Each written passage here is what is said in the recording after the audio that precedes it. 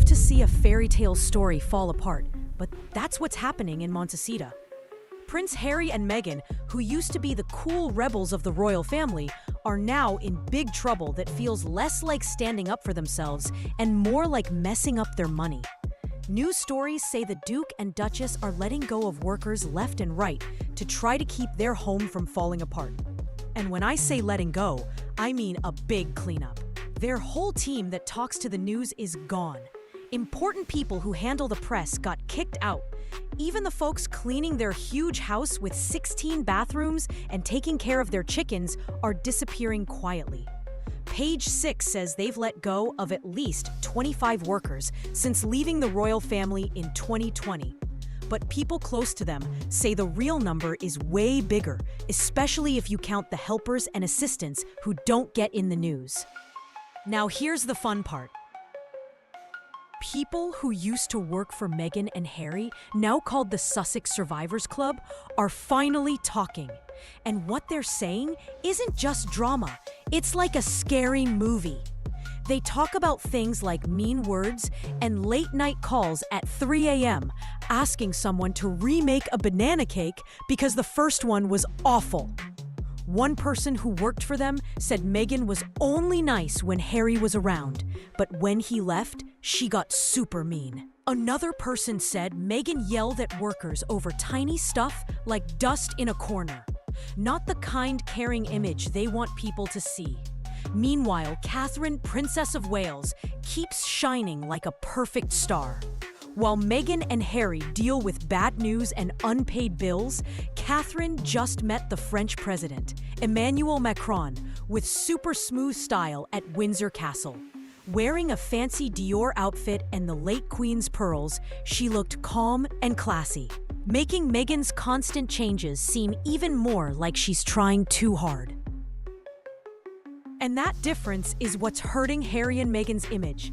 They set themselves up as a new, modern royal team, but now everyone can see the problems. Their Netflix deal, once coined a $100 million huge contract, is really worth about $20 million and is almost over. Spotify already ditched them. They're paying $288,000 a year in taxes for a house that cost almost $15 million. Plus, they have a $9,500,000 mortgage and a $2 million yearly security bill. The money just doesn't add up. They thought fame and deals would keep coming forever. But being famous needs success, not just people feeling sorry for you. And Harry and Meghan aren't winning. Their shows flopped. Their interviews made things worse, and people don't feel bad for them anymore. Even worse, the news places like Vanity Fair and The Hollywood Reporter, who used to like them, are now writing stories Harry used to blame only British papers for. That's a big change. The worst part? Harry, super mad about a Vanity Fair story, tried to make things better by getting old workers to say nice things about him and Mehmet in US Weekly. But when over 40 workers from different places have left, many feeling really hurt, a shiny magazine cover doesn't fix it. This isn't just a story problem. It's a real mess. Inside their home, things are super tense, up and down, and just plain exhausting. People who work there say Meghan acts like a boss with no one to check her. She makes all the choices and doesn't like anyone disagreeing. Workers had to be ready all the time, even for tiny problems. One helper said they got woken up in the middle of the night just to fix a typo on a slide.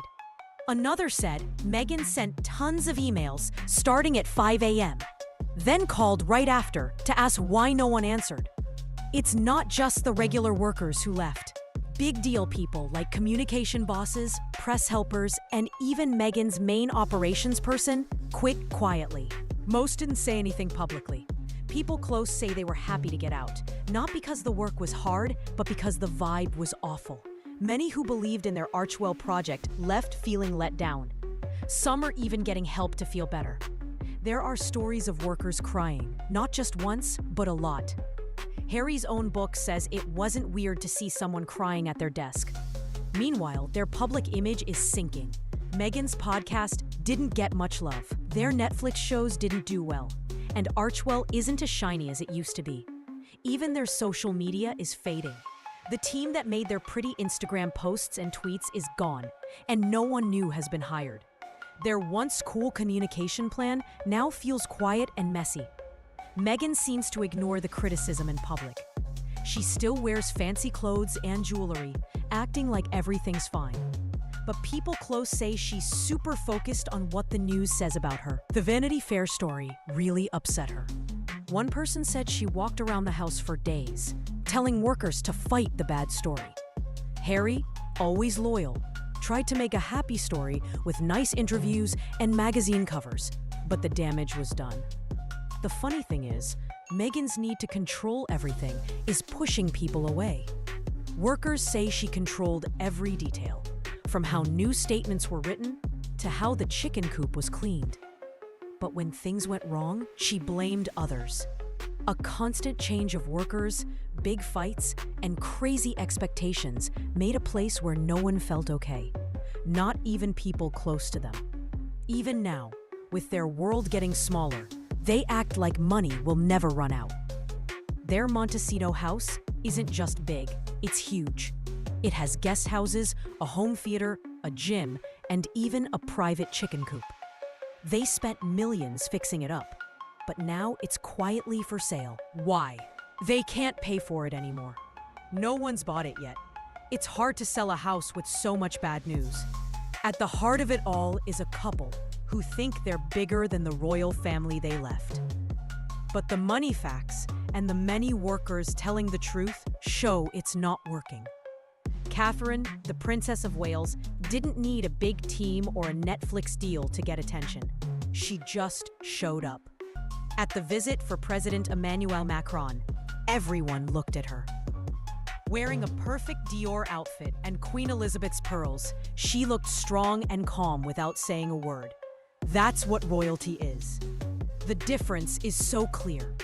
While Meghan copies royal style from far away, wearing almost the same outfits as Catherine just days later, it's obvious it's not working.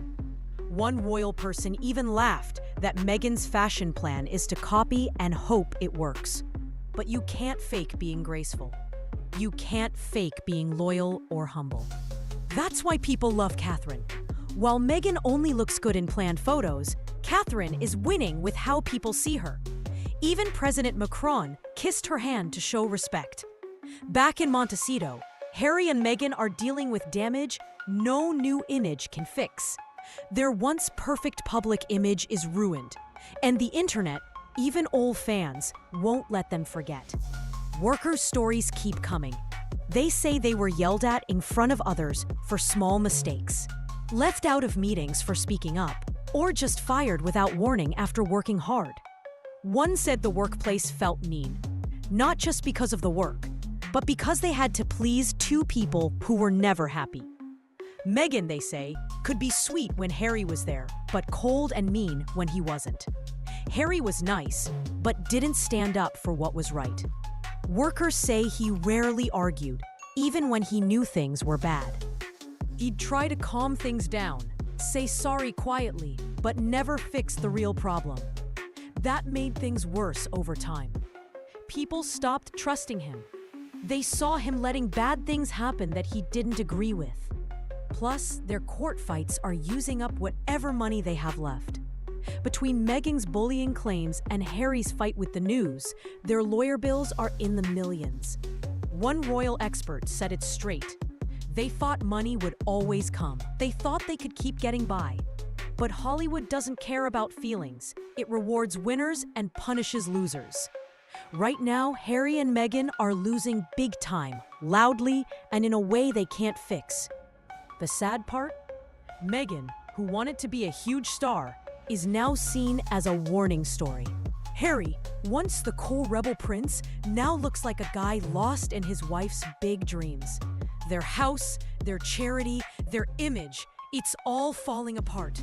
Behind the scenes, people are talking about what's next. Divorce. It's not official, not confirmed. But when a marriage feels like a business and the business is failing, a split seems like it's coming. In the end, Being royal isn't about big houses or titles.